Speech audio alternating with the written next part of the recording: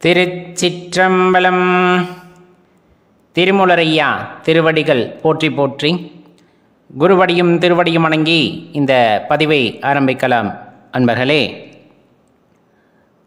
நமக்கு எப்பொழுதுமே ஒரு ஆவா, ஒரு ஆசை அப்படின்னா மற்றவங்களுக்கு தேவையானதை அடியேன் செஞ்சுக்கிட்டே இருக்கணும், மற்றவங்களுக்கு என்ன தேவையோ அதை உணர்ந்து நான் செய்து கொண்டே இருக்க வேண்டும் அப்படின்ட்டு மெனக்கேட்டுறது. மற்றவங்க என்னை பார்த்து நல்லவன்னு சொல்லிடணும், மற்றவங்க என்னை பார்த்து ரொம்ப சிறந்த ஆன்மான்னு சொல்லிடணும். இந்த மாதிரி நிறைய விஷயங்கள் நமக்குள்ளேயே எப்போவுமே சுற்றி சுற்றி வந்து கொண்டே இருக்கும். அந்த எண்ணங்கள் எல்லாம் நம்மை சுற்றி சுற்றி வந்து கொண்டே இருக்கும்.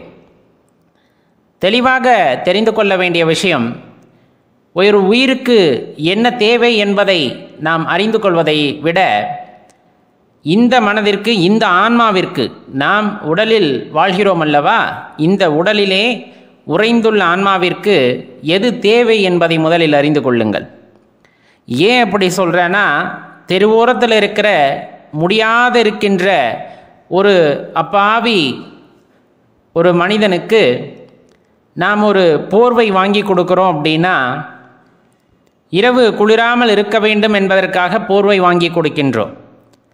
ஆனால் அந்த மனிதனுக்கு அப்பொழுது போர்வைதான் தேவைப்படுகிறதா என்பதை நாம் எப்படி அறிந்து கொள்ள முடியும்? அடுத்த நேரம் அந்த போர்வையை யாரிடமாவது கொடுத்து ஒரு 100 ரூபாயை பெற்றுக்கொண்டு தன் குழந்தையின் பசியாற்றுவதற்காக அந்த நிகழ்வு நிகழ்ந்திருக்கும். நம்ம 100 ரூபாய் அவங்கக்கிட்ட கொடுப்போமா? கொடுக்க மாட்டோம். அதனால் இறைவன் என்ன செய்கிறார்? நம்மை ஒரு போர்வையை வாங்கி அவருக்கு கொடுக்க வைக்கின்றார். கொடுக்கும்போது அருகாமையிலே அதை வாங்குவதற்கும் ஒரு ஆளை வைத்திருக்கிறார். அதை கொடுத்துவிட்டு அதன் மூலம் கிடைக்கின்ற பணத்தில் தன் குழந்தையின் பசியாற்றிக் கொள்கிறார்கள். இது உண்மையான நிகழ்வு, அடியேன் மிகைப்படுத்தவில்லை. ஒரு ஆன்மாவுடைய தேவை எது என்பதை மற்றொருவர் அறிவது மிகவும் கடினம். நாம் ஒன்று நினைத்தால் அந்த ஆன்மாவின் தேவை வேறொன்றாக இருக்கும். மற்ற மனிதர்களை புரிந்து கொள்வதற்கு முயற்சிப்பதை விட நம்முள் இருக்கின்ற ஆன்மாவின் தேவை என்ன என்பதை உணர்ந்து கொண்டால் இன்னும் சிறப்பாக இருக்கும். அதற்காக தான தர்மங்கள் செய்ய வேண்டாம் என்று குறிப்பிடவில்லை, தெளிவாக தெரிந்து கொள்ளுங்கள். இது ஒரு புரிதலுக்கானது. அப்போ நம்ம இதை செய்தால் இந்த பலன் வரும் என்றெல்லாம் எதிர்பார்க்காமல், இறைவன் நம் மனதிற்கு எதை உணர்த்துகிறாரோ, இவனுக்கு இதை கொண்டு செய் அப்படின்னு சொன்னார்னா அதை கொண்டு செய்யுங்க. இவருக்கு உணவை கொடு அப்படின்னு சொன்னால் கொடுங்க. இவருக்கு உடையை கொடு அப்படின்னா கொடுங்க. அதை அவர் உடுத்தணும் அப்படின்னு நீங்கள் எதிர்பார்க்கக்கூடாது. நீங்கள் உணவை கொடுத்ததுமே அவர் சாப்பிடணும் அப்படின்னு நீங்கள் நினைக்கக்கூடாது. உங்கள் மனது இறைவனின் குரலாக உங்களுக்கு எதை சொல்கிறதோ அதை மட்டும் கேளுங்கள். நம் மனம் அல்லது நமது ஆன்மா ஆனந்தமடையும். நாம் கொடுப்பதை பெறுகின்ற ஆன்மா ஆனந்தமடையும் என்பதை நாம் எதிர்பார்க்கக்கூடாது.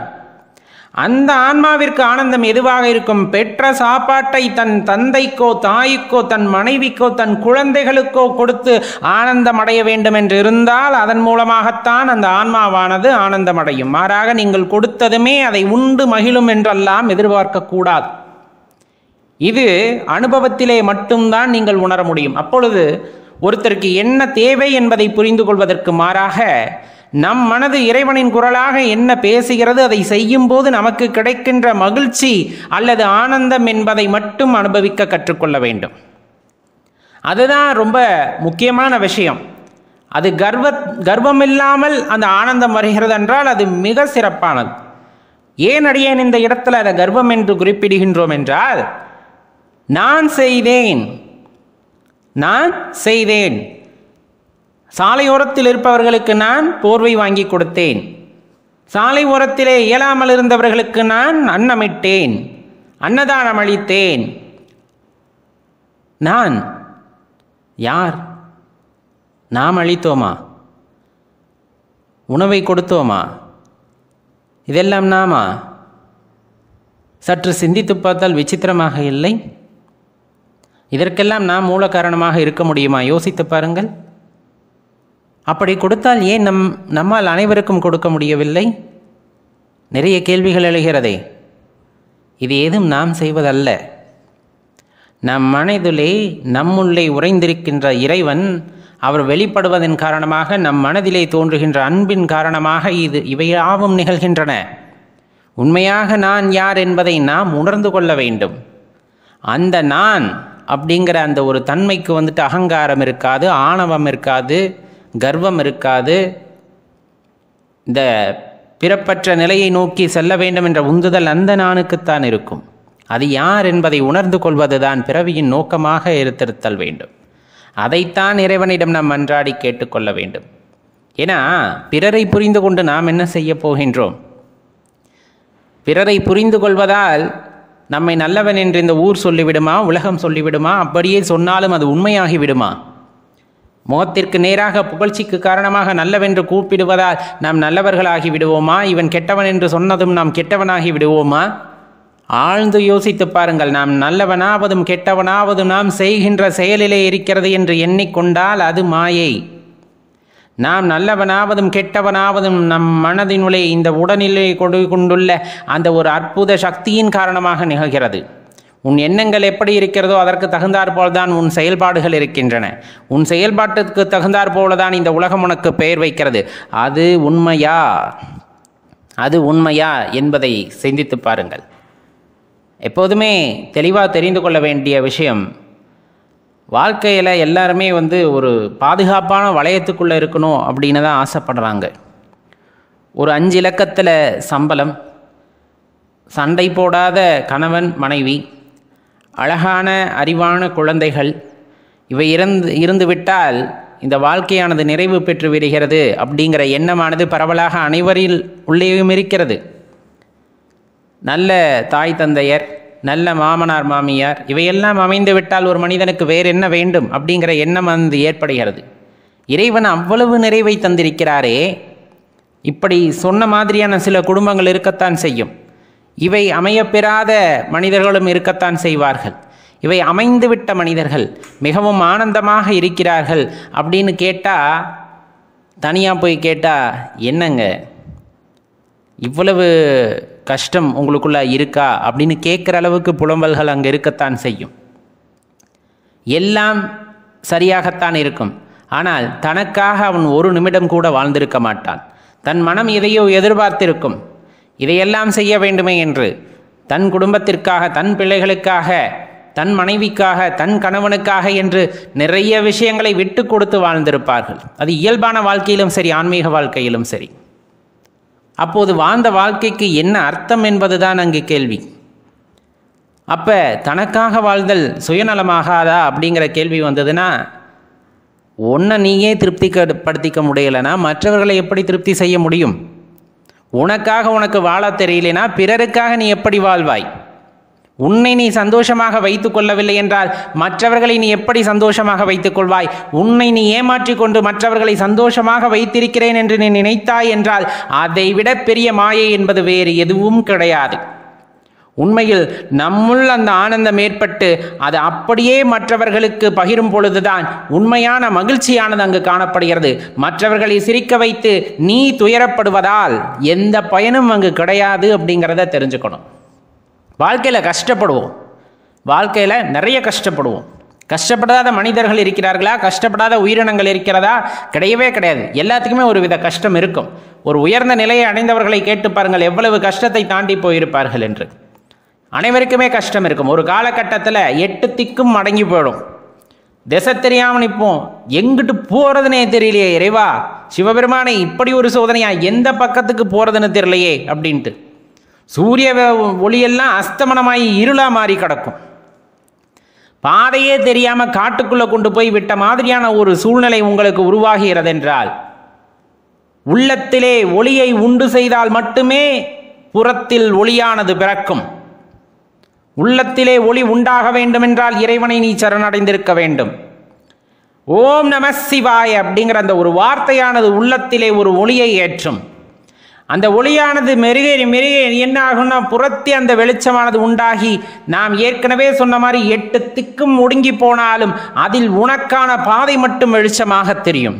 அது சிவபெருமான் காட்டுகின்ற பாதை. சிவபெருமான் காட்டுகின்ற பாதை. அதை சற்றும் தயங்காமல் அதில் பயணிக்க வேண்டும். இந்த பாதுகாப்பான வளையத்திலே நாம் இருக்கிறோம் என்றெல்லாம் இல்லை. அடுத்த நிலையை அடைய வேண்டும் என்றால் பல சோதனைகளுக்கு ஆட்பட்டுத்தான் ஆக வேண்டும். தங்கமானது நெருப்பில் இட்டு அடிக்கத்தான் மெருகேறுகிறது. அதே போலத்தான் நாம் உள்ளே நமக்கு போதும் என்ற மனது இயல்பான வாழ்க்கைக்கு போதும். ஆன்மீக வாழ்க்கையை பொறுத்தளவு பல விஷயங்களை நாம் அடைய வேண்டும் என்றால், பல விஷயங்கள் என்று அடியேன் குறிப்பிடுவது இந்த இடத்திலே அமைதி, அன்பு, இரக்கம் இதையெல்லாம் ஒரு மனிதன் பெற வேண்டும் என்றால் அதிலே அனுபவம் பெறத்தான் அவன் அதை அடைகின்றான். ஒரு மனிதனுக்குள் அந்த அனுபவமானது கிடைக்காவிட்டால் அன்பும் கிடையாது, பண்பும் கிடையாது, இரக்கமும் கிடையாது என்று ஆகிவிட்டால் அந்த இடத்திலே மனிதன் மனிதமாக இருப்பதில்லை, மனிதத்தை இழந்த மிருகமாக மாறுகின்றான். அந்த மனித நிலை என்பது ஒரு உயரிய நிலை. உணர்ந்து உயர்ந்தவர்கள் மட்டும்தான் மனிதர்களாக முடியும். மனிதர்களாக பிறந்ததனால் மட்டும் அவன் மனிதன் அல்ல, மனிதத்தை உணர்ந்து உயர்ந்ததால் தான் அவன் மனிதனாக மாறுகின்றான். அதற்கு இறைவனின் கருணையானது தேவைப்படுகிறது. இறைவனின் கருணை பார்வையானது அந்த இடத்துல அவசியம் தேவைப்படுகிறது. நல்ல சிந்தித்து பார்த்தா ஒரு தெளிவான விஷயமானது புரியும். வாழும்போது சொந்த பந்தம், நண்பர்கள், உற்றார், உறவினர்கள் சுத்தி புடைசூழ நின்று உன்னை போல் யார், உன்னை போல் கர்ணனை நான் பார்த்ததில்லை, உன்னை போல் தான தர்மங்கள் செய்வதை நான் யாரையும் பார்த்ததில்லை, புலம்பி தள்ளிவிடுவார்கள். உன்னிடமிருந்து பெறுவதையே நோக்கமாக கொண்டவர்கள், உன்னிடமிருந்து அண்மை மட்டும் எதிர்பார்ப்பவர்கள், எதையும் எதிர்பார்ப்பதில்லை. ஆனால் உன் முகத்திற்கு முன்னால் துதிப்பாடுபவர்கள் யாவரும் உன்னிடமிருந்து எதையோ எதிர்பார்ப்பார்கள். நீ பிறந்தது முதல் இறப்பு வரை அதுதான் தொடர்கதையாக இருக்கும்.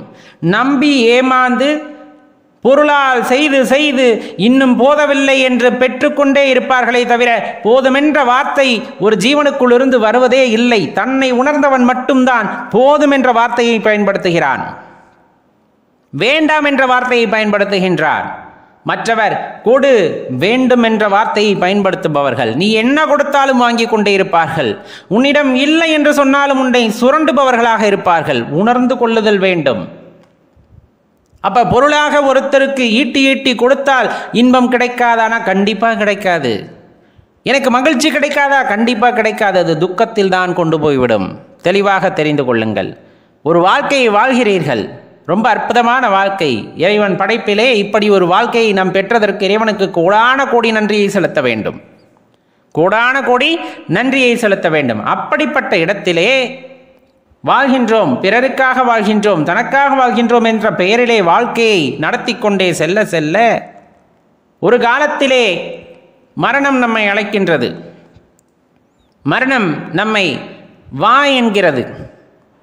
ஒரு வினாடி கூடுதலாக கிடைக்குமா? என் குழந்தையிடம் சொல்லவில்லையே, அன்பு குழந்தையிடம் சொல்லவில்லையே, என் அன்பான மனைவியிடம் சொல்லவில்லையே, எனக்கு ஒரு நிமிடம் கூடுதலாக கிடைக்குமா? கிடையாது. உனக்கு விதிக்கப்பட்ட நேரம் அவ்வளவுதான். இந்த ஒரு நிமிடம் கொடுத்தால் மட்டும் உன் வாழ்க்கையை ஆனந்தமாக வாழ்ந்து விடுவாயா என்றுதான் மரணம் கேட்கும். கொடுக்கப்பட்ட இத்தனை ஆண்டுகள் உன்னால் பிறருடன் ஆனந்தமாக இருக்க முடியவில்லை, உன்னை நீ திருப்தி செய்து கொள்ள முடியவில்லை, உனக்காக கொடுக்கப்பட்ட வாய்ப்பை நீ இழந்து விட்டாய், உன்னுள் இருக்கின்ற அற்புத சக்தியை நீ உணர மறுத்து விட்டாய். இந்த ஒரு நிமிடம் உன் வாழ்க்கையில் என்ன மாற்றத்தை ஏற்படுத்திவிடும் என்று மரணமானது நம்மை அழைக்கின்ற நேரத்திலே கூட நம் மனம் பொய்யான இன்பத்தை விரும்புமே தவிர உண்மையான இன்பத்தை உணர்வது இல்லை. வாழ்கின்ற போது கிடைக்கின்ற அற்புத வாய்ப்புகளையெல்லாம் இழந்துவிட்ட பின்னர் என்னால் இறைவனை உணர முடியவில்லையே என்ற புலம்பல் எல்லா திக்கும் ஒலிக்கின்றது.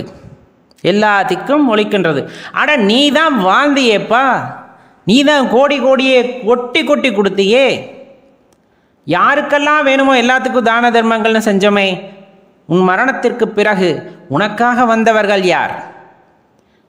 நாடாளும் ராஜாவாக இருக்கட்டும், இறந்த பின்பு அவர் முன்னாடி நாடகம் நடிப்பவர் ஏராளமாக இருப்பார்கள். உண்மையாக உன்னுடன் வர தயாராக யாராவது இருக்கிறார்களா? கோடியாக குட்டி கொடுத்தார், என் வாழ்க்கையை அவர் தான், அவர் போனதுக்கப்புறம் நான் இருக்கிறதுக்கு வேலை இல்லைன்னு அடுத்த க்ஷணமே உயிரை மாய்த்து கொள்வதற்கு யாராக இருப்பார்கள் என்று நினைக்கிறீர்களா? பணத்திற்காக, புகழுக்காக, ஆடம்பரத்திற்காக, விளம்பரத்திற்காக வேண்டுமானால் அழுகலாமே தவிர ஒரு உள்ளார்ந்த உணர்வுடன் உங்களுடன் பயணிப்பவர்கள் நீங்களாக மட்டும்தான் இருக்க முடியுமே தவிர மற்ற எவராலும் இயலாது. அழுகின்ற உறவினர்கள் வீட்டோடு நின்றுவிட, ரொம்ப நெருங்கிய உறவுகள் தெருவோடு நின்றுவிட, தூக்கிச் சென்றவன் காட்டோடு நின்றுவிட, அந்த ஆன்மா செல்லுமிடம் எது என்று தெரியாமல் தத்தளித்து நிற்கும் பொழுது இறைவனின் அந்த திருப்பாதத்தில் ஒரு இடம் கிடைத்து விடாதா என்ற அந்த ஆன்மா அந்த காட்டிலே அழும் புலம்பும். அந்த புலம்பலுக்கு விடை சொல்வது யார்? அந்த புலம்பலுக்கு விடை சொல்வது யார்? எல்லாம் விட்டு சென்றனரே. நான் ஆசையாக கட்டிய வீடு என்னுடன் வரவில்லை, கோடி கோடியாக சேர்த்து பீரோவில் பூட்டிய பணம் என்னுடன் வரவில்லை, எவ்வளவோ நகைகளை சேர்த்தேன் என்னுடன் வரவில்லை. கட்டிய மனைவியோ கணவனோ ஒரு எல்லையில் நின்று விட்டனர். என்னை சுற்றி அப்பா அப்பா என்று கதறிய குழந்தையெல்லாம் ஒரு எல்லையில் நின்று விட்டது. ஐயா சாமின்னு என்னை கையெடுத்து கும்பிட்டவங்க உன்னை போல ஆளே இல்லை, நீ ஒரு பெரிய கர்ணனையான்னு கூப்பிட்ட குரலெல்லாம் காட்டோடு நின்றுச்சு. உடலை சிதை மூட்டிய பிறகு யாருமே அங்கே இல்லையே, திரும்பி பார்க்காத போன்னு சொல்லக்கூடிய சத்தம் என் காதுகளில் கேட்கும் பொழுதுதான் உணர்ந்தேன் நான் வாழ்ந்த வாழ்க்கை எப்படிப்பட்டது என்று. சிதை மூட்டிய பின்பு திரும்பி பார்க்காதே செல் என்று சொன்ன போதுதான் தெரிந்தது நான் வாழ்ந்த வாழ்க்கை எப்படிப்பட்டது என்று. யாருக்காக வாழ்ந்தேன்? எதற்காக வாழ்ந்தேன்? இப்போ எனக்கு யார் துணை இருக்கான்னு அந்த ஆன்மா கேட்கும் இல்லையா? அந்த ஆன்மா கேட்கும்போது அருகாமையிலிருந்து நான் இருக்கின்றேன் என்ற குரல் அங்கு வரும். நான் இருக்கின்றேன் என்ற குரல் வரும். அங்கு ஆடிக்கொண்டு இருக்கின்ற இறைவன் இருக்கிறாரே சிவபெருமான், நான் இருக்கிறேன் என்ற குரல் அங்கிருந்து வரும். இப்போ உண்மையான உறவு எது? வீட்டுடன் நின்றதா, தெருவுடன் நின்றதா, காட்டுடன் நின்றதா, திரும்பி பார்க்காதே போ என்று சொன்னதா? நான் இருக்கின்றேன் பயப்படாதே என்ற குரல் அங்கு கேட்கும் என்றால் அதுதான் அந்த இடத்துல உண்மையான உறவாக இருக்கும். அப்போ உணர்ந்து கொள்ள வேண்டிய விஷயம் ஏராளம் ஏராளம். அதையெல்லாம் விடுத்துவிட்டு பிறரை உணர்ந்து கொள்ள முயற்சிக்கிறேன், பிறரை அறிந்து கொள்ள முயற்சிக்கிறேன் என்று வீணாக நேரத்தை கடத்த வேண்டாம். உன்னை நீ உணர்ந்து கொள்ள முயற்சி செய். உன்னை நீ உணர்ந்து கொள்ள முயற்சி செய். உன்னை நீ ஆனந்தமாக வைத்துக் கொள்வதற்கு முயற்சி செய். உன்னுள் ஆனந்தத்தை ஏற்படுத்த முடியாத போது நீ யாருள்ளும் ஆனந்தத்தை ஏற்படுத்த முடியாது. இந்த ரகசியத்தை தெரிந்து கொண்டால் வாழ்க்கையானது ரொம்பவே மகிழ்ச்சியானதாக இருக்கும். சிவபெருமான் ஒருவரே உன்னுள் மகிழ்ச்சியை உண்டாக்கக்கூடியவர். அந்த இறைவனுக்குத்தான் நமக்கு என்ன வேண்டும் என்பது தெரியும். அவர் காட்டிய பாதையிலே பயணிக்கும் பொழுது அப்பாதையானது ரொம்ப தெளிவான பாதையாக இருக்கும் என்றால் அது மிகையல்ல. வாழ்க்கையிலே பல தத்துவங்கள் நாம் படித்திருப்போம், பல விஷயங்களை நாமே உணர்ந்திருப்போம். உணர்ந்தவைதான் தத்துவமாக எழுதப்படுகின்றன. வாழ்க்கையிலே மனிதன் பல அடிகளை படுகின்றான் அப்படின்னா அது எல்லாம் அடிகள் அல்ல, அவன் கடக்க வேண்டிய படிகள். அந்த படிகளையெல்லாம் தாண்டி போகும் பொழுதுதான் அவன் ஏதோ ஒரு எல்லையை அடைகின்றான். இதுதான் எல்லை என்றெல்லாம் இல்லை. இறைவனை அடைவதற்கு எப்படி ஒரு வழி என்பது கிடையாதோ, ஒரு வழி என்பது கிடையாது என்று ஏன் கூறுகிறோம் என்றால் அவரவர் மனதிற்கு எட்டியவாறு இறைவனை பிரார்த்திக்கலாம், தியானிக்கலாம். அதன் வழியே செல்லும் பொழுது இறைவனை அடையலாம் அப்படிங்கிறத நாம் உணர்ந்து கொள்ள வேண்டும். ஒவ்வொருத்தரும் ஒவ்வொரு துறையிலே அறிஞர்களாக இருப்பது போல இறை மார்க்கத்திலே இறைவனை வழிபடும் விதத்திலே கூட ஒவ்வொரு வகையிலும் நாம் மாறுபடுகின்றோம். அதில் எல்லாம் தவறு இருக்கிறதா அப்படின்னா அப்படியெல்லாம் தவறு அப்படிங்கிறதோ சரி அப்படிங்கிறதோ அங்கே எதுவுமே கிடையாது அப்படிங்கிறத தெரிஞ்சுக்குங்க. சரி, நம்ம வாழ்க்கையானது எதை நோக்கி போகிறது, நாம் எங்கே பயணிக்க வேண்டும் அப்படிங்கிற கேள்விதான் முதன்மையாக நம்மளுக்குள்ள எழும். எங்கே போகுது அப்படின்னு கேட்டோம்னா இன்னும் பல பேர்த்துக்கு அதற்கான பதில் தெரிவதில்லை.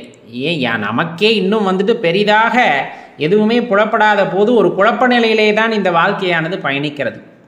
பிறந்தோம், குழந்தைகளாக இருந்தோம், வளர்ந்து ஒரு இளைஞர் பருவத்தை அடைந்தோம், நல்லா சம்பாதிச்சோம், திருமணம் முடித்தோம், அதுக்கப்புறமா மனைவியோட வாழ்ந்தோம், குழந்தைகளாயின, அவர்களை படிக்க வைத்தோம், வளர்த்தோம், மீண்டும் அவர்களுக்கு திருமணம் செய்தோம். இப்படியே அது போய்கிட்டே இருக்கு. வாழ்க்கையானது போய்கிட்டே இருக்கு. ஒரு காலகட்டத்தில் இந்த வாழ்க்கையை எதற்காக அப்படின்னு யோசித்து பார்க்கும்போது, யோசித்து பார்ப்பதற்காகத்தான் வாழ்க்கை அப்படிங்கிறது அர்த்தமாகி விடுகிறது. யோசித்து பார்ப்பதற்காகத்தான் வாழ்க்கை அப்படிங்கிறது அர்த்தமாகிறது. என்ன புரியுதுங்களா நாம் சொல்கிறது? யோசித்து பார்ப்பதற்காகத்தான் இந்த வாழ்க்கை அப்படிங்கிறது ஆயிடுது. ஏன்? நம்ம ஏதாச்சும் செஞ்சிருந்தா தானே, நம்மை அறிந்து கொள்வதற்கு நாம் ஏதாச்சும் முயற்சி செய்திருந்தால் தானே. எதுவுமே இல்லாதப்ப கைகாலெலாம் அசந்துரும், நிற்கிறதுக்கு முடியாது, நடக்க முடியாது, சாப்பிட முடியாது, வயிறு பசிக்காது. அப்போ யோசிப்பா, என்னப்பா அப்படி செஞ்சோம்? அந்த வாழ்க்கையில் பிறந்து ஒரு 60-70 வருஷம் ஆச்சு, 90 வயசு ஆயிடுச்சு, என்ன அப்படி செஞ்சிட்டோம் அப்படின்னு கேட்டால் ஒன்றுமே இல்லை அப்படின்னு நினைக்கிறதுக்கா இந்த வாழ்க்கை?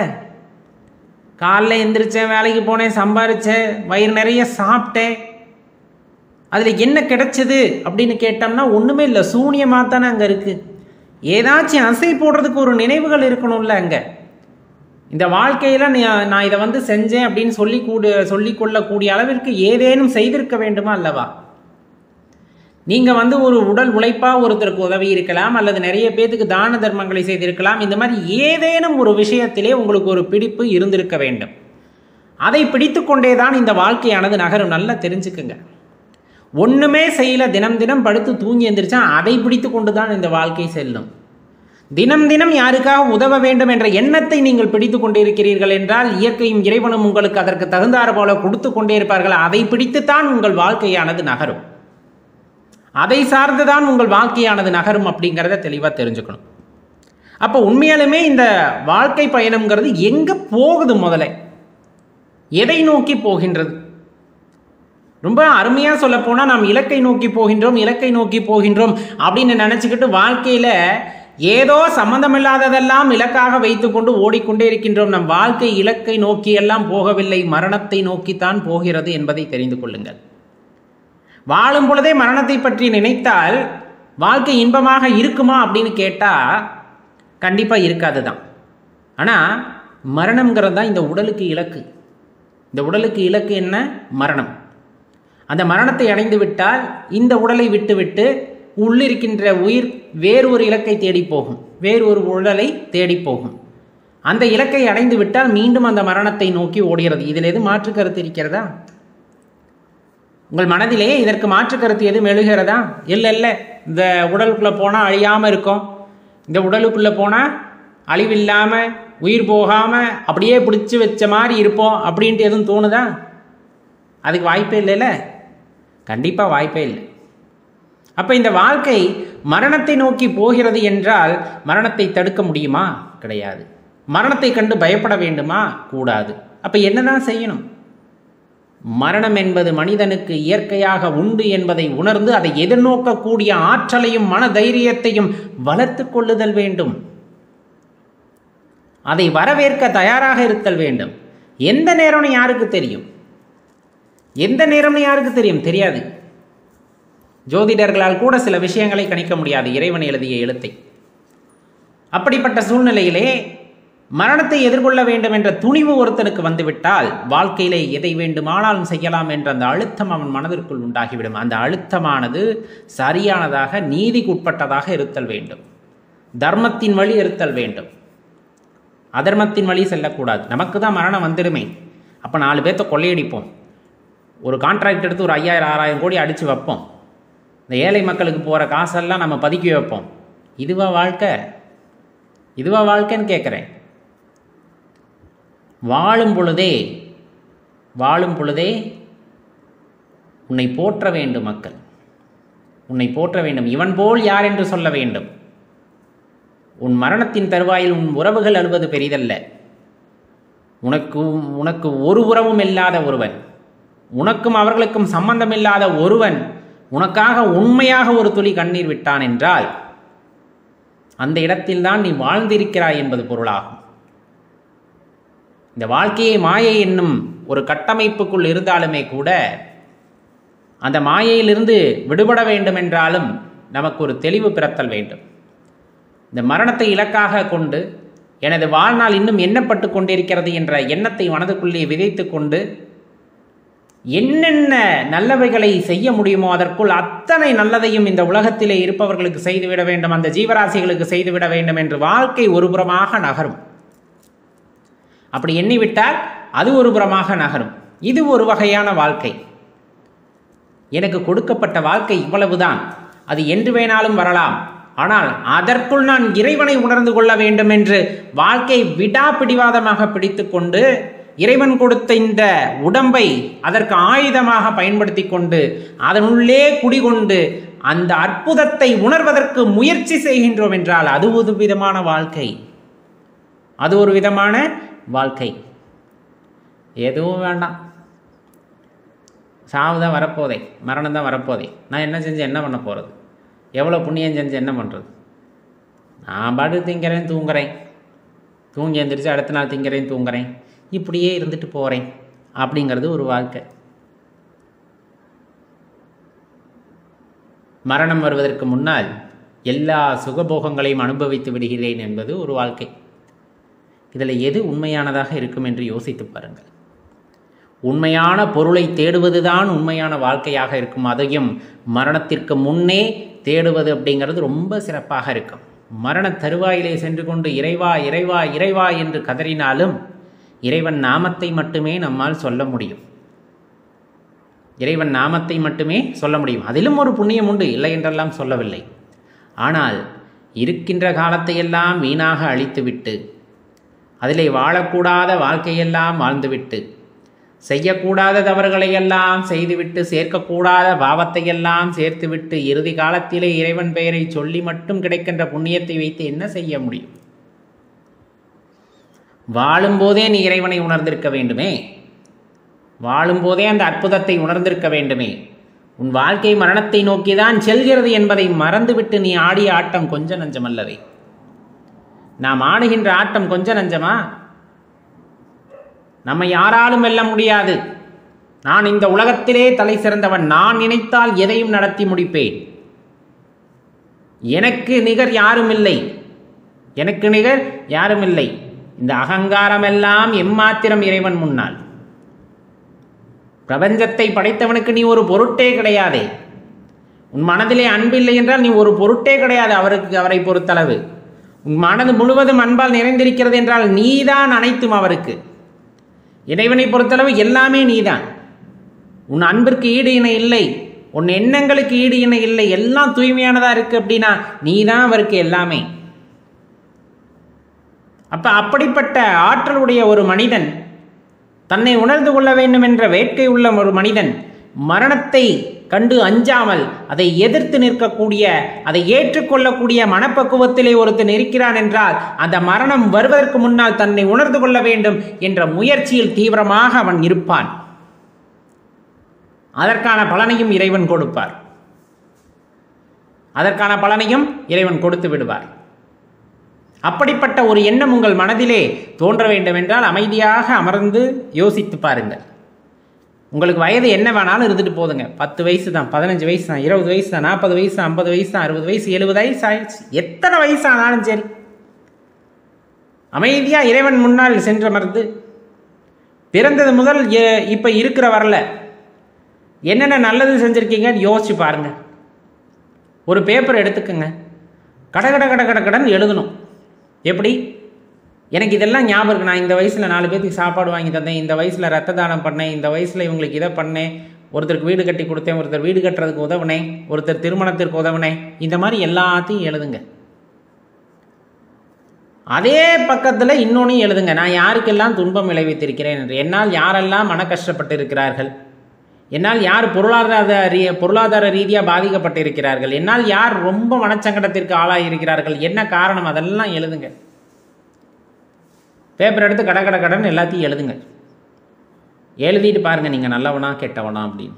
நல்லவன் கெட்டவங்கிறது கிடையாது, இருந்தாலும் உங்கள் மனதிற்கு சொல்லிவிடும் அல்லவா நம் உள்ளிருந்து எந்த சக்தியானது அதிகமாக வெளிப்பட்டிருக்கிறது அப்படின்னு.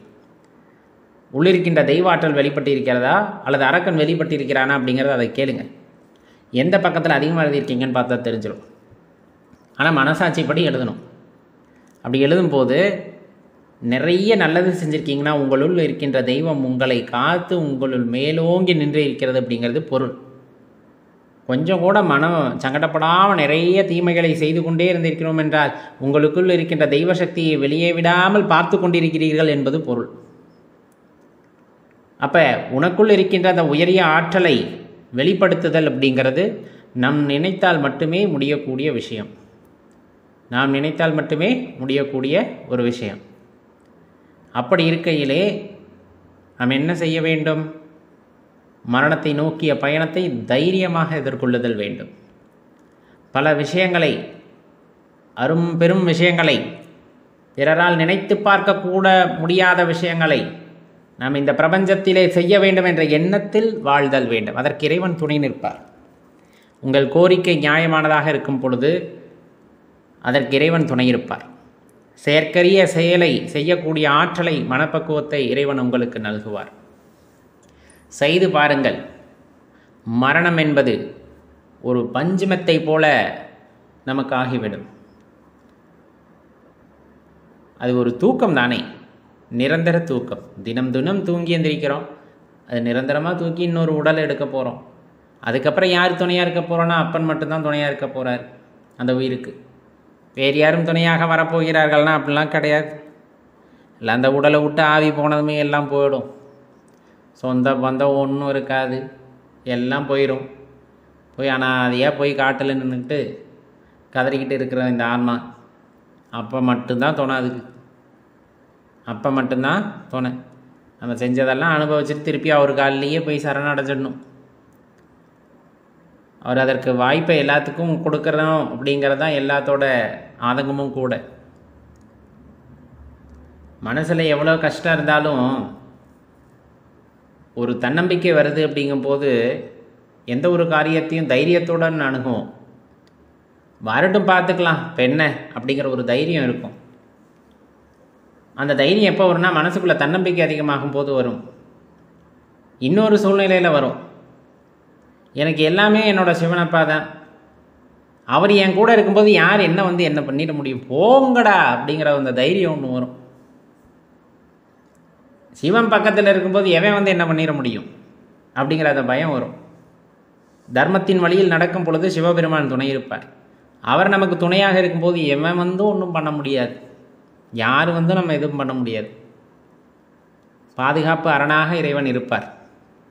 அதை நாம் உள்ளார உணர்ந்து கொள்ளும் பொழுது தான் அதனுடைய அருமை பெருமைகள் தெரியும். இறைவனின் ஆற்றலை புரிந்து கொள்ள முடியும்.